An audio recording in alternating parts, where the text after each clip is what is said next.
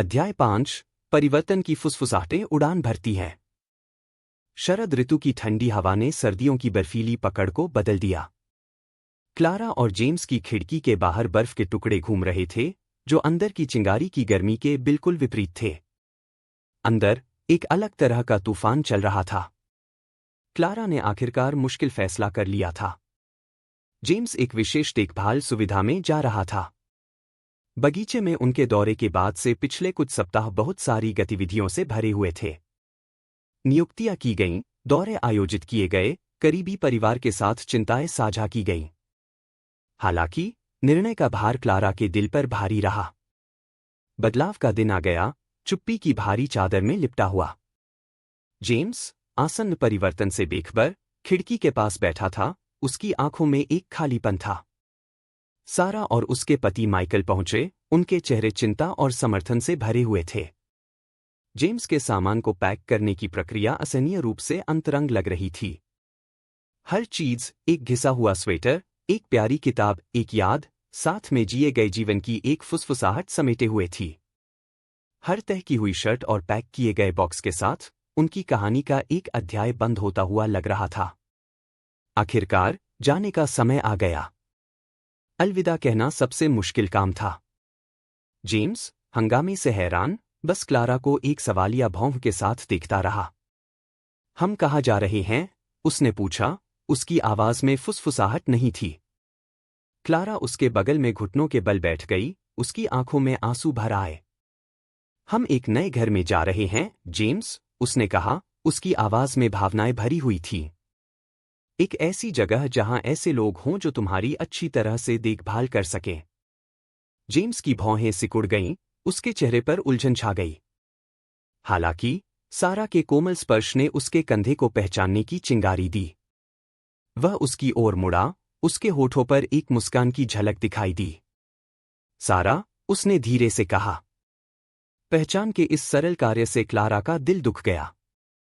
यह उस प्यार की याद दिलाता था जो उसके दिल में अभी भी था, एक ऐसा प्यार जो यादों की सीमाओं से परे था। भारी मन से उन्होंने जेम्स को कार में बिठाया। जब वे कॉटेज से दूर जा रहे थे, क्लारा ने बर्फ से ढके पोर्च के झूले पर एक आखिरी नजर डाली, जो अनगिनत साझा पलों का मूक प्रमाण था।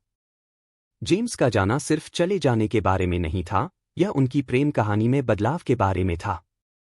नई सुविधा उनके आरामदायक कॉटेज से बिल्कुल अलग थी।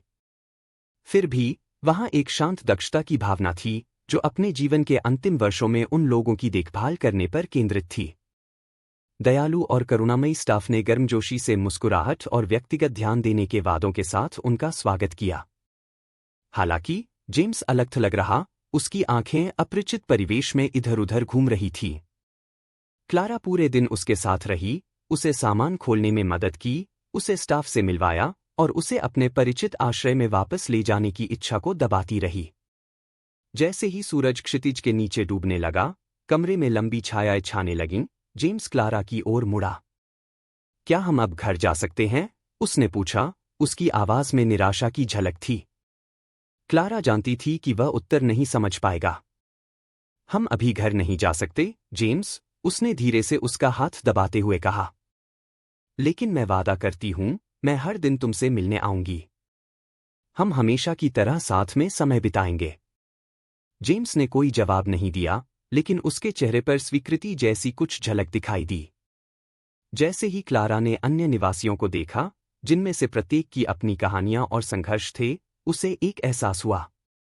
उनकी प्रेम कहानी, जो कभी उनकी अपनी शर्तों पर एक शांत सिम्फनी हुआ करती थी, एक नया रूप ले रही थी। यह अब चोरी छिपे फुसफुसाहट और साझा हंसी के बारे में नहीं होगी। यह धैर्यपूर्वक मिलने, कोमल याद दिलाने और एक ऐसे प्रेम की अटूट उपस्थिति के बारे में होगी जो स्मृति हानि की छाया में भी कायम है।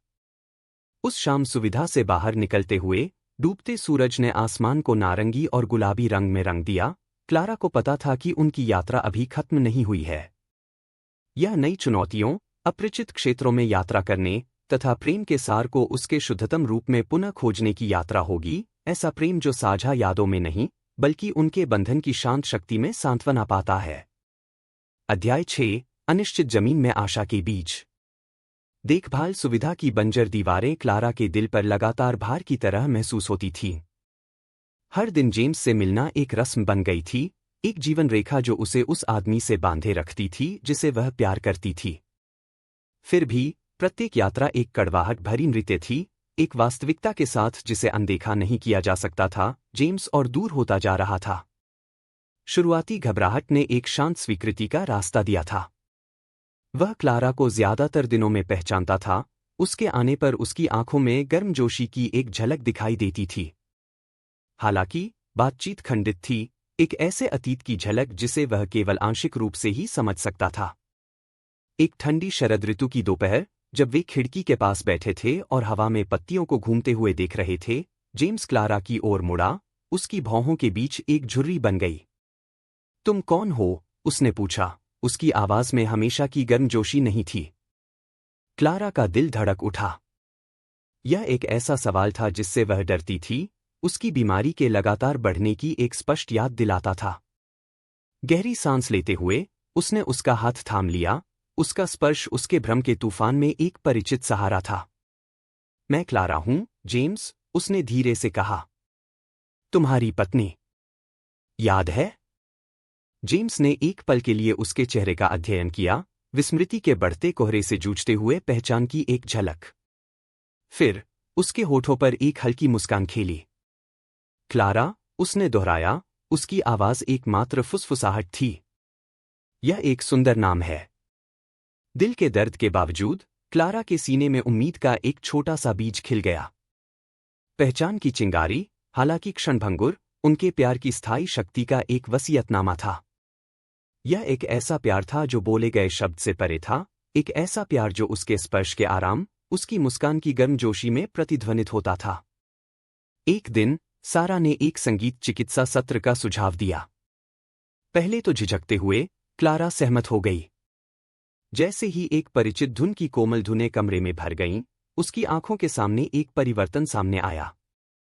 जेम्स, जो आमतौर पर एकांत प्रिय रहता था, लय में अपने पैर को टैप करने लगा, उसके होठों से एक हल्की गुनगुनाहट निकल रही थी। उनकी युवावस्था का एक प्रेम गीत, एक भूली हुई याद को खोल रहा था। वह क्लारा की ओर मुड़ा, उसकी आंखों में एक नई स्पष्टता भरी हुई थी। यह गीत, उसने कहा, उसकी आवाज हमेशा से ज्यादा मजबूत थी। हम इस पर नाचते थे, है ना? क्लारा की आंखों में आंसू भर आए। हाँ, जेम्स, उसने जवाब दिया, उसकी आवाज भावनाओं से कांप रही थी। हम करते थे। संगीत चिकित्सक ने उस पल को भांपते हुए एक और गीत, दूसरे युग का एक वाल्च बजाया। क्लारा ने धीरे से अपना हाथ बढ़ाया।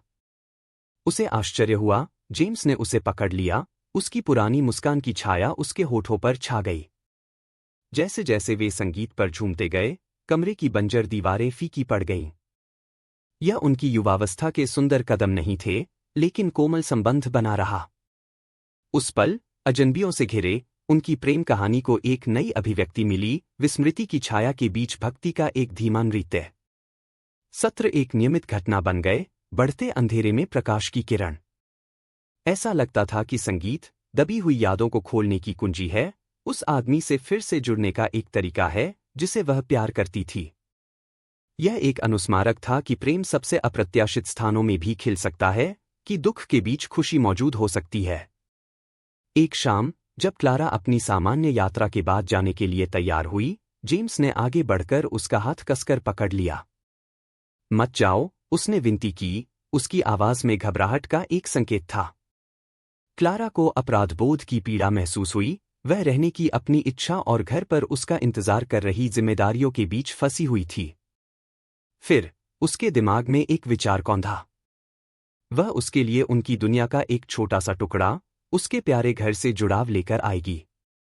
अगले दिन वह अपने बगीचे से एक छोटा सा गमला लेकर आई।